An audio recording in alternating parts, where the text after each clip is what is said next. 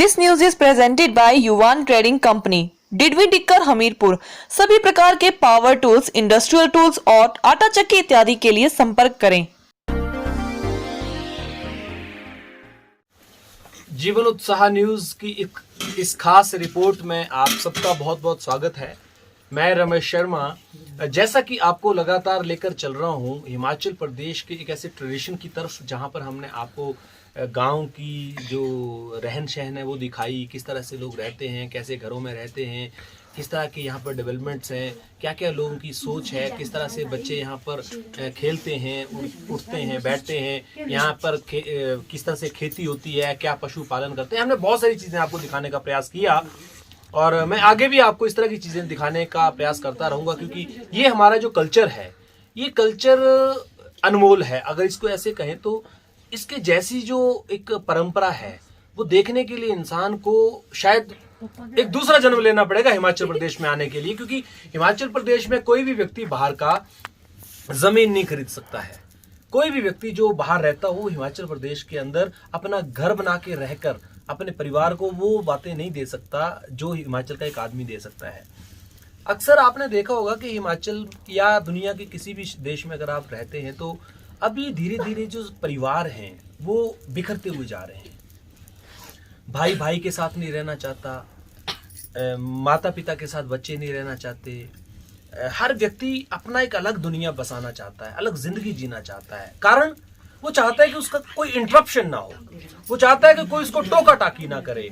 अलग अलग घरों में टीवी लगे हैं, अलग अलग कमरों में लोग रहते हैं। अगर एक घर में पति पत्नी भी हैं, अगर बुजुर्ग भी हैं तो वो अलग अलग रह रहे हैं। बुजुर्गों को अलग घर में कमरे में टीवी लगा के दे दिया हुआ, पत्नी अलग में रह रही है, बच्चे अलग में रह रहे हैं। तो ये एक जो सोच है, मैं आज आपको इस सोच से बाहर निकालकर थोड़ा सा लेकर चल रहा हूं। और मैं कैसे परिवार के बीच में आज बैठा हूं जहां पर हमने यहाँ पर काफी इन्होंने बड़ा सत्कार किया। हमारा एक प्रधान है यहाँ पर गांव के, जो नलहोता गांव है बैजनाथ के अंतर्गत में, और उसमें हमने आए, इन्होंने बड़ा सत्कार किया, खाना खिलाया। हमने वहाँ यहाँ ट्रेडिशनल रूप से जो खाना खाते हैं वैसे खाया, बड़ा अच्छा इन्होंने किया। लेकिन मैंने एक यहाँ पर बड़ी अच्छी बात देखी है जो मुझे लगा कि समाज के लिए एक बड़ा अच्छा मैसेज हो सकता है, समाज के लिए एक प्रेरणा बन सकती है। जिस तरह से आज लोग अलग अलग रह रहे हैं, एकल फैमिलीज में कन्वर्ट होते जा रहे हैं। एकल भी क्या, पति पत्नी भी एक इकट्ठे रह पा रहे हैं, तो एकल तो बड़े दूर की बात है।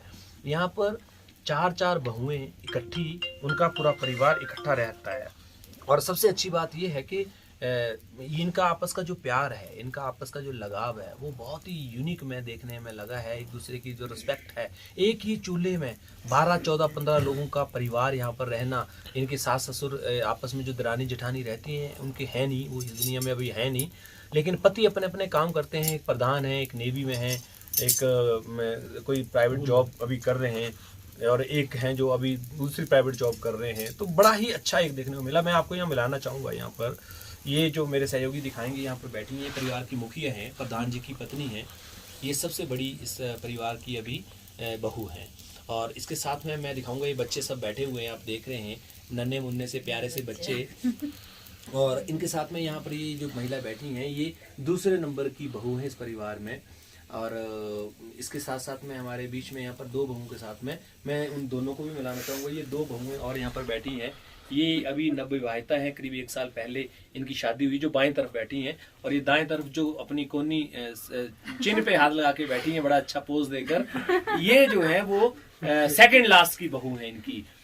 तो ये इनका जो परिवार का ये सद्भाव हमने देखा है, जैसे ये रह रहे हैं, मैं बहुत ही ज़्यादा इम्प्रेसिव हुआ हूँ। बड़ा ही मुझे एक खुशी हुआ है, और मैं अपने परिवारों को, अपने समाज को ये बड़ा अच्छा एक मैसेज प्रेजेंट करना चाहता हूँ कि देखिए, ज़िंदगी में जो इकलौता आप अलग अलग रहते हैं, इससे अच्छा है जब संयुक्त फैमिली में आप रहते हैं तो कितना मज़ा आता है। मैं थोड़ा सा 2-3 बातें आपको बताऊंगा संयुक्त फैमिली के फ़ायदे क्या होते हैं। मैं प्रधान जी की जो पत्नी, उनके माध्यम से बताऊंगा कि क्या आपको इकट्ठे परिवार में रहने से फ़ायदे होते हैं। तो मैं चाहूँगा मेरे सहयोगी उनकी तरफ लेके चले, मैं सवाल पूछूंगा।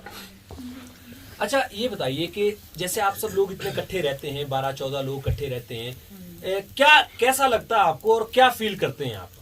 अच्छा लगता है हमारे को, इकट्ठे रहने में फायदा है बहुत। क्या फायदे हैं? इकट्ठे खाना, इकट्ठे कमाना जी, खर्चे कम जी, अलग अलग रहने का अलग खर्चे होंगे, अच्छा, जैसे भी आपकी देवरानी सबसे छोटी है, 3 है आपके नीचे, इन्होंने कई बार अपने मायके भी जाना होता है, इनके मायके में कोई रिश्तेदारी, कोई प्रोग्राम भी होता है, शादी होती है, ब्याह होता है, तो ये जाती हैं तो आपको पूछ के जाती हैं, वैसे चली जाती हैं? पूछ के जाती है। क्या पूछती हैं और आप क्या बोलते हो? ये बोलते हुए मायके जाना, कुछ फंक्शन है, अच्छा, हम भेज देते हैं उनको। तो फिर आप जैसे सास को ही अपनी को पूछती हैं, वैसे ही आपको मानती हैं। तो अच्छा, जैसे अभी इनके बच्चे भी रहते हैं आपके साथ में, कभी आपके पति मान लीजिए कोई चीज लेके आए, कोई फ्रूट लेकर आए, फल लेकर आए, कोई मिठाई लेकर आए, तो आपके पास देते होंगे वो आकर। तो जब आपके पास देते हैं तो क्या आप करते हो, कैसे बांटते हो आप उसको? सबको बांट के देते हैं, बराबर बराबर करके, अच्छा, सब बच्चों को। तो कभी मान लो आपकी देवरानी जो है, उनके भी पति लेकर आते हैं आपसे देवर, वो भी कुछ लेके आते होंगे। अगर मान लो वो मिठाई लेकर आए, फल लेकर आए, तो वो किसके पास देते हैं लाकर? वो भी हमारे पास देते वो हैं। आपके पास ही देते हैं आकर। तो कभी ऐसा हुआ है कि उन्होंने मतलब आपकी देवरानी के पास दे दिया हो कि ये बांट देना? नहीं, ऐसा तभी तो चली हुई फैमिली ऐसे कैसे बहुत चली? बढ़िया, बहुत बढ़िया। मैं यहाँ पर क्लैपिंग करना चाहूंगा, बहुत बड़ी बात इन्होंने बोली है। और मैं यहाँ पर इनकी जो देवरानी है, मैं उनकी तरफ लेकर चलूंगा, मेरे सहयोगी को, ये पीछे बैठी हैं। अच्छा, आप अपना नाम बताइए पहले। स्कीना देवी। अच्छा, अभी कभी आप अपने मायके जाती हैं तो आपके मायके में आपकी माँ या आपके पापा कुछ आपको देते होंगे, कोई बेटी के हाथ में कुछ दे देते हैं, जैसे मान लीजिए कभी पैसा दे दिया, कभी कोई मिठाई दे दी, कुछ भी सामान दे दिया, तो आप जब उसको लेकर आती हैं वहाँ से, तो सबसे पहले आकर क्या करती हैं यहाँ पर? हम इकट्ठा घर में रख देंगे, यही रख देंगे और सब कुछ यही करेंगे, सब कुछ सारी जिम्मेवारी इन्हीं को दी हुई है इनको है। अच्छा, तो बच्चों की हमारे- फीस वगैरह देते हैं, आपके पति पैसा कमा के लाते हैं, उनका क्या करते हैं आप लोग? किस तरह? यही सब कुछ सब इन्हीं के पास करते हैं? जो हमारे पति कमाएंगे वो इनके पास है, हमारे सास ससुर की तरह ही। अरे वाह, क्या बात है, बहुत ही अच्छी बात है, बहुत बढ़िया अभी मैसेज चलेगी इन्होंने दिया है। मैं अपने सहयोगी से कहूंगा, ये पीछे भी हमारी 2 देवियां बैठी हुई हैं, हम इनको भी थोड़ा सा इंट्रोड्यूस करना चाहेंगे। ये आपके पति आगे साथ में? वेरी गुड, चलो पति भी आ गया साथ में। अच्छा, आपका क्या नाम है? इनको भी इंट्रोड्यूस कराइए जरा, इनके जो पति हैं यहाँ पर, क्या नाम है इनका? मेरा कमलेश। कमलेश। अच्छा कमलेश, अभी आपकी शादी हुई है, सबसे छोटे आप घर में हैं, अभी कभी आपकी सासू माता जी, आपके ससुर जी, या कभी कोई भी कोई सामान देते हैं आपको, या आप कोई फ्रूट ले आते हैं, कोई चीज ले आते हैं, अभी आपके बच्चे भी नहीं है, तो आप जब घर में ले आते हो तो क्या करते हो आप लोग? मैं अपनी बड़ी भाभी के पास देता हूँ। बड़ी भाभी के पास दे देते हैं। अच्छा, कभी ऐसा हुआ है कि आपकी पत्नी और आप में कभी ऐसी बात हुई हो कि कोई सामान को लेकर, कोई कपड़ों को लेकर लेने हो आपने, तो आपने अपनी मर्जी से जाकर ले लिया हो, चलो कोई बात नहीं, भाभी को क्या बताना, हम ही कर लेंगे, ऐसा कभी हुआ है? नहीं नहीं नहीं, क्या करते हैं आप लोग, किस तरह से करते हैं? आपका नाम बताइए, क्या क्या पुष्पा। क्या करते हैं आप, बताइए किस तरह से? दीदी बोलती है जब कपड़े ले लेने तो हम ले लेते हैं, तब पूछ कर लेते हैं हम, बताकर अच्छा। छुपा कर कभी नहीं लेते हैं। छुपा कर कभी नहीं लेते हैं। अच्छा, कभी आपका कोई मन करता खाने के लिए कुछ, मान लो कोई मन करता आपका खाना है, तो आपको कैसे आप अपनी भाभी को बोलते हैं, कैसे करते हैं, क्या करते हैं? हम बोलते हैं दीदी ये बना, ये खाना, तो दीदी बना देती है बस। अच्छा, तो नहीं जैसे करते। जैसे एक माँ की तरह अगर सास होती है, ट्रीट करती, तो आपको अपनी जो बड़ी भाभी हैं तो ऐसे ही ट्रीट करती हाँ हैं। जी। अच्छा, अभी आपको 1 साल यहाँ पर आए हुए, तब आपके सास ससुर थे नहीं यहाँ पर, नहीं अभी 1 साल में कभी आपको ऐसा लगा है कि आपके यहाँ पर घर में सास नहीं है? नहीं। हमेशा आपको ये लगता है कि इस भाभी जो आपकी सास ही जैसी है? अच्छा, आप बताओ, आप भी ऐसा करते होंगे, आपके बच्चे भी हो गए अब, कभी कई बार होता होगा कि आपके बच्चे कोई गलती कर देते होंगे, तो गलती कर देते होंगे और आपकी बड़ी भाभी देख लेती होगी, तो क्या करती है? मान लो उन्होंने कभी उसको डांट ही दिया, थप्पड़ ही मार दिया, अब क्या कर रहा है? हाँ तो नॉर्मल है, क्या हुआ तो अच्छा, आपको गुस्सा आता है कभी कि मेरी भाभी ने नहीं बोला? आता है, क्यों नहीं आएगा गुस्सा, वो बोलेंगे तो ठीक ही बोलेंगे ना, बहुत गलत बढ़िया, थोड़ी बहुत बोलेंगे। बढ़िया। मैं यही मैसेज जो था वो आपके बीच में रखना चाहता था। It's a really appreciable. मैं ये कहना चाहूंगा कि अगर आप जिंदगी में ये कहते हैं कि आपके परिवार नहीं चल रहे हैं, तो आपको इस परिवार से जरूर सीखना चाहिए कि एक दूसरे के प्रति जो समर्पण है, एक दूसरे के प्रति जो विचार और भाव है, वही हमारी सभ्यता और संस्कृति को प्रेजेंट करता है। मैं ये कहना चाहूंगा कि अगर माँ बाप बड़े आपस में मिलके रहेंगे तो बच्चों के अंदर तो कभी लड़ाई हो ही नहीं सकती, क्योंकि जो आप बताते हैं वही बच्चे करते हैं। अगर आप सही बता रहे हैं तो बच्चे गलत कभी कर नहीं सकते। एक ज्वाइंट फैमिली का कितना सुख है, कितना मजा है, कितना आनंद है, ये आपको जरूर सीखना चाहिए। और जीवन उत्साह की इस खास रिपोर्ट में मैं आपको ये बताने का प्रयास कर रहा हूं कि जिंदगी में जो मजा प्यार और परिवार के बीच में है, वो मजा कभी भी अकेले रहने में नहीं हो सकता। आप कितना भी पैसा कमाते हो, कितनी महंगी गाड़ियां आप लेके बैठे हुए हो, लेकिन उसके बावजूद भी आपको अपने घर में चौकीदारी करने के लिए कुत्ता पालना पड़ता है और आपको बड़े बड़े ताले लगाकर जाना पड़ता है, क्योंकि पीछे घर का डर रहता है।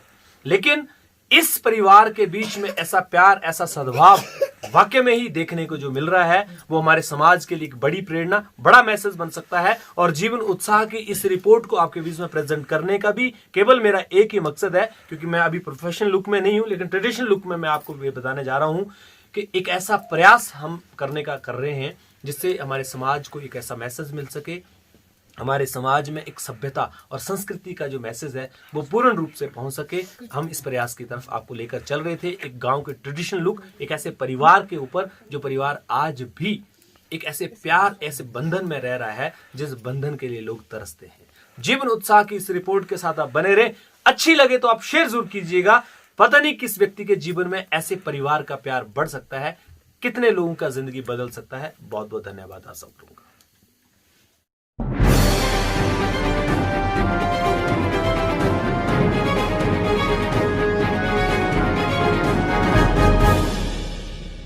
This news is presented by Vaibhav enterprises, Bhakredi market, Mahare. सभी तरह के टाइल्स, मार्बल, सैनिटरी वेयर व पानी की टंकियां बाजार से कम दामों में खरीदें। रईठार क्षेत्र के जंगल में एक नर कंकाल मिला।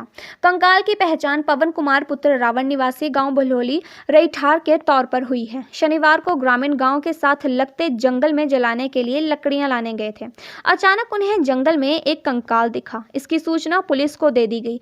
सूचना मिलते ही सुल्तानपुर चौकी की पुलिस मौके पर पहुंची और उन्होंने जांच शुरू की। जांच के दौरान कपड़ों और जूतों से कंकाल की पहचान पवन कुमार के रूप में पाई गई। बताया जा रहा है कि करीब 2.5 साल से लापता था। युवक भेड़ बकरियां चराता था और मजदूरी करता था। इसके चलते अक्सर कई महीनों तक घर से बाहर रहता था, लेकिन फिर वापस लौट आता था। करीब 2.5 साल से वह घर नहीं लौटा था। अब उसका कंकाल बरामद हुआ है।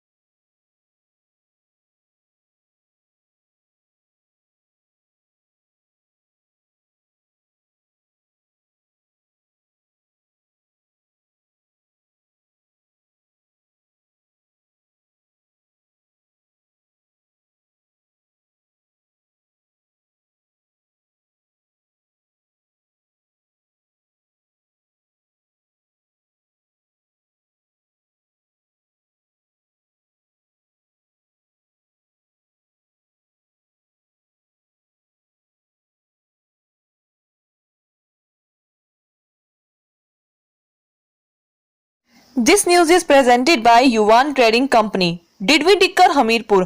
सभी प्रकार के पावर टूल्स, इंडस्ट्रियल टूल्स और आटा चक्की इत्यादि के लिए संपर्क करें।